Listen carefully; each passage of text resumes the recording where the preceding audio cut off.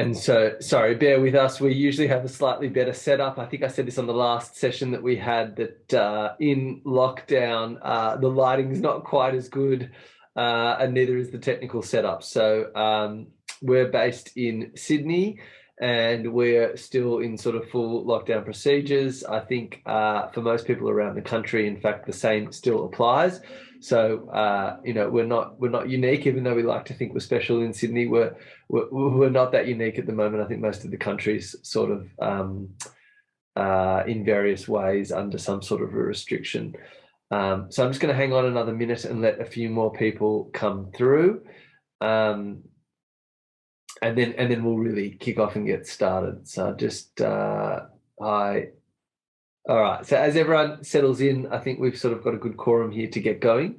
My name is Jeremy Goldschmidt. I am the founder and CEO of Rent Better. We host these webinars every sort of 2 to 4 weeks. And ultimately, the goal is to sort of share topics that are of interest to our customers that we get asked lots of questions about. Today, we're going to focus very much on advertising your rental property. Whilst it may very much seem like quite a straightforward topic, we still get a fair few questions, and I think there's always some value in spending a few minutes sort of unpacking that topic and thinking through, I guess, the pros and cons of doing things in certain ways. So as we do with most sessions, we'll try and keep them short and punchy. If you've got any questions, by all means, please just jump in or ask a question. I'm more than happy to sort of pause and take questions throughout rather than sort of deliver a very long monologue and then pause at the end. So I guess, look, the first thing to say is when you're trying to advertise your property or your rental property, there's really a balance between quality and quantity. And what I mean by that is obviously your objectives is to get the ad out to the sort of maximum number of people and have the greatest level of exposure and sort of the largest number of eyeballs looking at your ad. But at the same time, you don't just want anybody. You want to find a quality tenant who's going to be the right one to sort of look after your property and pay you rent. So we've obviously done other sessions and we can certainly help further if there's questions about selecting the right tenant. But for today's session, as I said, it's sort of a balance between quantity. You want a high volume of inquiries, and quality. You want to really be able to qualify and go through the process and find yourself that quality tenant in the process. There's really no sort of, I guess, massive secrets about these things. So we'll sort of talk about the tools and the methods by which you'd go about achieving those goals. And then we're going to cover a couple of sort of pitfalls and things, I guess, that people will commonly ask about. So again, when it comes to that first objective that I mentioned, which is high volume and high quantity of people seeing your ads, there's obviously a number of property sites in the market. We tend to sort of draw everyone towards the top 3. You've got realestate.com.au, which, depending on which day of the week and which benchmark you look at, sort of have about 2/3 of the audience. You've got Domain, who'd claim to have somewhere between 1/3 or sometimes they'll say 40% unique audience. And then you've got rent.com.au, which is really the 3rd largest property site or property estate in the country. So those are the 3 that we go with because we believe they deliver the largest value. There are a number of free sites out there. Look, some of them, whilst it's another place to advertise, they tend not to have a very high level of traffic, and there's sort of a free element and get what you paid for to it. It's not to say that places like, even if you look at Gumtree and Marketplace, we'll get a lot of questions about them. They're clearly property sites and clearly places where people look. I think whilst there can be a volume of traffic, you tend to get a certain type of person that ends up there as opposed to going to the mainstream places. Sometimes it's because maybe they are looking for something that's a little bit off the sort of mainstream, and that can raise a few red flags. You can obviously put people through their paces, in which case, sure, there are high quality people that come through there, but we tend to stick to those top 3 as the place that you'll get the sort of highest volume of people and also the highest quality prospective tenants or applicants, because it's where people are really looking for what you're serving, which is typically a long-term vacant whole possession property. When you're setting up your ad, and again, I don't want to sort of spend too much time on this, but I think, there's a number of components to an ad.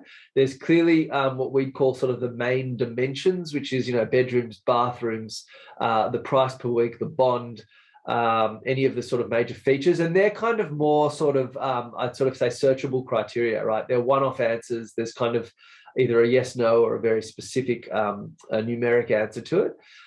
You then get to a section which is probably more in the subjective, where there's a description and, you can write a title, you can write a little bit more about the details of the property. And then there's obviously images. I'll skip over the, I guess, details around the actual what should I enter when it comes to, I don't know, sometimes people will say, I've got a 2.5 bathroom. Should it be 2? Should it be 3? And the reality is the property sites will often force you into adding just one number. So you'd have to pick 2 or 3. You can qualify it in the description. The sort of alphanumeric field that tends to cause people probably the most concern or question is, how do I actually price the rental price? There's a couple of tricks that one can do. There's a whole range of sources. And in fact, we have on the front page of our website a pricing report you can download. It's from historical information, and it does come through RP data and CoreLogic. So it's considered the best source in the market. But in my opinion, because it's historical, you're always getting data from a different point in time, and it may not be totally relevant to today.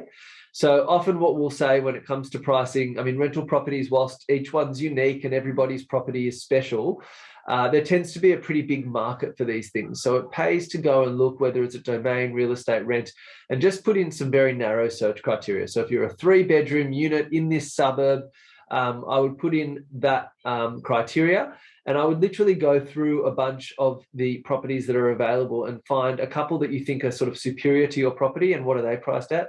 Find a couple that are inferior, what are they priced at? And basically put yourself somewhere in between them. And it's not to suggest that, pricing can't change. You can certainly adjust it at any time that you need.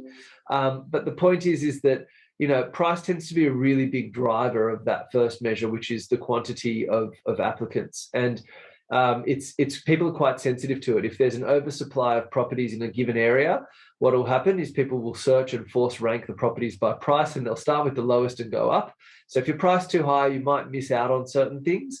But by the same token, if you're priced too low, like anything in life, if it's just free, it's not really well received. And so you've got to find the right market value, certainly for your return on your investment, and also for what someone's going to actually pay for that property. And sometimes it pays to be on the right side of that equation, so that you're finding the right tenant who can and will pay that amount. So when it comes to sort of adding in the numbers, price is the one that's probably causes the most question. There's different opinions on this. Some people will say keep it priced high and just wait till the right one comes along. We tend to say, it's not that you shouldn't be greedy. I don't think anyone's greedy, but having a property on the market for more weeks than you'd like is just an unnecessary source of anxiety. And, if you price it too low, you'll see based on volume of activity that it's well priced and people want it. If you price it too high and you see very few inquiries coming through, there's a good chance the price is the driver there. So, it's one of those dimensions that we think is worth spending a little bit of time looking for or thinking about, and you can always adjust that. So you want to have the right sites with the right exposure. You want to have the right pricing. When it comes to the description and sort of the subjective, how do I describe it? Should I have the right sort of, verbs and adjectives to explain? And look, the common thing that we'll say is you don't need to write War and Peace. People are not very good in this day and age at reading. Most people just scan things quickly on the internet, and quite frankly, they're going to come in and there is a level of sort of just numbers game for a lot of tenants where they are just going to apply for what's there in their range. So when it comes to writing the ad, we tend to say stick to a lot of basic facts, and that's because people may not read your 600 or 700 word dissertation on the property. And at the same time, we think people just want you to get down to the facts. And, if it's north facing, bright balcony overlooking beach, terrific. You got there very quickly, and you can say, has parking spot, has, giant backyard, and you can call out some of the highlights. But I just don't think it's worth spending, days and days and hiring a professional copywriter to write you, prose on this particular property. People want the facts and they want them quickly. So being direct, being honest, and being sort of clear about what you've got to offer is really important. Then you'll typically see that you can offer private inspections, or you can actually put out public inspections. Now, in this day with lockdowns, typically we suggest that private inspections are a good way to go, just because it helps you, particularly with a lot of the restrictions, ensure that there's not a giant number of people there. But also private inspections are a terrific way to vet people. If you're getting a really high demand and high level of inquiries, you can sort of ask one or two questions very quickly via email and just sort of test based on the response rate and how sort of, I don't know, you can see how people are responding, whether they might be the right fit. So it gives you an early lean towards whether this could or could not be the right person. And I think, look, when it comes to normal non-restriction times, we would always say that public inspection times tend to reduce the volume of inquiries. So if you don't put an inspection time up to start with, you'll immediately get some feedback from the market on where is your property at. And are people asking, I don't know, can I have a pet in there? Or are they saying, hey, would you be willing to accept half the price because the one down the road is priced that way? You'll sort of get a sense of what's going on rather than just putting a public inspection time up and hoping that people will come. You do tend to see a lot of, obviously, agencies will put a public inspection time, and for them it's often a productivity and an efficiency play. They might have to do 20 inspections this week and they can't do them one-to-one with everyone, so they need to give you that 10-minute slot on the Saturday morning so that they can drive across town and get to the next one. But when it's your own property and there's certainly a higher level of interest in getting it right, we typically say start with a private inspection time, engage with people, get a sense of what's going on, and if the volume of activity is really high, just put a public inspection time because you've got confidence that those people will show up. But we often believe that the best way to do it is to start with a little bit of one-to-one interaction. It sort of leads me into, I guess, the next point, which is about that activity. I think responsiveness is a really, really critical thing in these, in any sort of business, right? I mean, on the one hand, you can look at your property as you're just looking for the right tenant, but the process of advertising and finding a tenant for your rental property, there's also kind of a bit of, I don't know, you've got a product that you're trying to market. You've put it out there and you want to see who's going to take it and you want to see who's the best fit.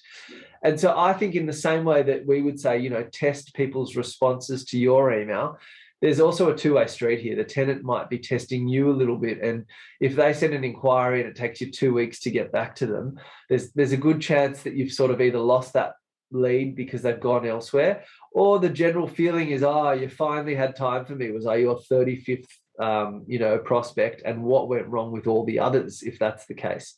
So being responsive is really important. I think depending on the market, and certainly before this recent period of lockdowns, we saw certain parts of the country just getting back to full force, and I guess the rate of supply was in some areas still high because of that first lockdown, and so you found that tenants sometimes had a bit of choice. And so people can be a bit flaky. So being a bit more sort of assertive about it, and it might just be, for example, if you've sent an email to someone and you're going to meet tomorrow at 2 p.m. to see the place, is just sort of checking in before with them and saying, hey, I'm going to see you at 2, just please confirm because I've got other prospects coming and I want to make sure, that you'll be there. And just, taking people through a bit of a process so that they feel that they're sort of committed from the beginning. And I think it's important, obviously, as we said, a clean, clear ad that's honest. When they get to that property, you don't want to have, shown them in the pictures a 5-bedroom mansion and then have got to the actual ad itself, to the property itself, and have the person obviously see something totally different. So we think it's really important that obviously the ad reflects reality.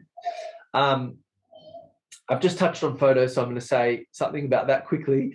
One of the things that we'll see out in market is, there's obviously a lot of professional photography that goes on and touching up of photos, and you can order now super fancy 3D, walkthroughs and videographers.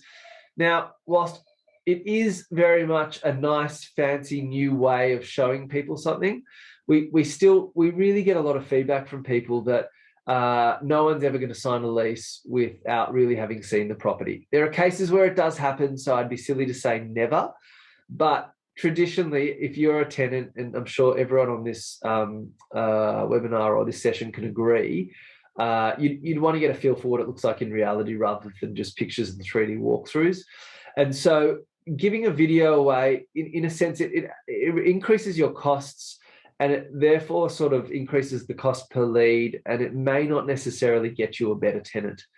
And so when it comes to things like upgrading on the property sites or spending on really fancy 3D campaigns and things like that, look, there is a time and a place for it, but it's very, very hard for the sort of standard property to argue that if you're going to go out and pay a few $100 for that, whether you're really going to get, bang for your buck, because the average punter on one of these property sites is going in, they're putting in a suburb, they're putting in a number of bedrooms, and they're putting in a price range, and then they tend to filter.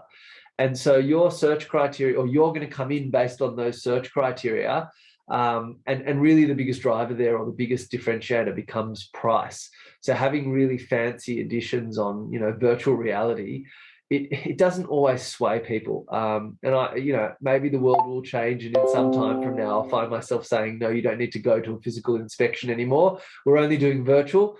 But I just, from a rational perspective, if you're a tenant and you're a landlord, there's a very high probability that you both want to meet each other in person and that you both want to see the place physically. And so, adding costs to a marketing campaign on the belief that it's somehow going to change the outcome, sometimes for us is a tricky one. And we tend to steer people back towards, are you priced competitively when you look at similar properties in the area? Look, another one, and I sort of think this is an important one, because we do hear a lot that people will say, I'm going to hide some details on the ad. So for example, I'm worried that if I advertise the full address of this property, that someone may come and look in the backyard or knock on the door. And whilst I totally respect a security concern, and I totally understand if you don't want that property in the public domain, our experience and our numbers typically show that when there's no property address shown, it does actually reduce the level of demand. And there's a few reasons for that. One is the sort of very standard answer, which is if you're not sharing all the information with people, they may have a concern that there's other things you're not sharing with them. And so it may be a reason just to simply turn off that ad because, well, I don't even know where that is. I'm not going to waste my time chasing it. But the second thing that becomes quite tricky is when you go to the property sites, they'll have both a list view and a map view. And some of you may have have a preference for one over the other. But if you go to the map function and you've hidden your address, they can't plot you on the map. So not only have you disadvantaged yourself in the number of searches you'll show up with on the map, but the user doesn't even know where to locate you. So we tend to say that unless there's really a burning need to hide the address for security reasons, it really does pay to include all the relevant information. And the same thing goes with price. Like, again, some people prefer to show contact agent. If the price is super high and the entire suburb has hidden the price, I get it. You don't want to be the only one showing it. But typically, an applicant or a prospective tenant wants to know, what am I actually being asked to pay for here? And in some states now, it's actually become legally required that there's no price ranges, and you have to have a sort of clear final price on your ad. So, look, I think that probably covers a bulk of the core content today when advertising. I'm going to open up in a minute to questions. I can see that one has come through, so I'll just address that in a second. But the sort of topic today, as we said, was advertising rental property. The objectives really are to get a high quantity and volume of leads and ads through maximum exposure, and a high quality of tenant and applicant as your end result. So those are the two objectives here. When we talk about each of them, the tools to doing so, high quantity of leads ends up coming through having it on the sites with the maximum amount of exposure. So if you look at the 3 property sites, for example, that we'll put through on the Rent Better site, that for us becomes really important. If you look at high quantity, we think looking at price makes a really big difference as a big driver.